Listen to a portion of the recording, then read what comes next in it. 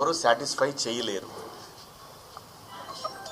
యథార్థవాది, లోక విరోధి. మీడియా ముఖంగా మహిళలకి మరొకసారి ఏమన్నా చెప్పాలనుకుంటున్నారా? తెలీదండి. మీడియా ముఖంగా అన్ని అదే ఎవరు కుట్ర పన్నుతున్నారు ఏంటనేది కనిపిస్తానే ఉంది. వాళ్ళకి ధైర్యం కుట్ర చేస్తామని చెప్తున్నారా? చిచ్చి పాపం వాళ్ళకి ఏం సంబంధం లేదు. వాళ్ళ అమాయకులు అంతే. మీడియా ముఖంగా మహిళలకి మరొకసారి ఏమన్నా చెప్పాలనుకుంటున్నారా? నేను మహిళలకి చెప్పాల్సింది ఏమీ లేదు. దయచేసి ఒరే అబ్బాయిలు,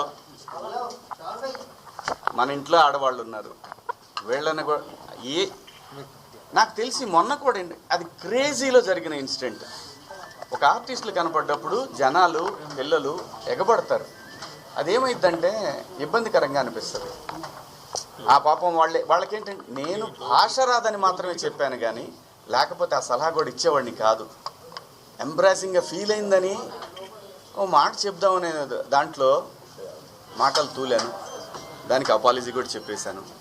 థ్యాంక్ యూ అండి. మీడియా సోదరులకు కూడా నేను చెప్పేది ఏంటంటే వదిలేద్దాం దీన్ని. కెరీర్ మొదలుపెట్టిన వాళ్ళు చాలామందికి ఎందుకో నా మీద వ్యతిరేకత ఉంది, ఎందుకో తెలియదు.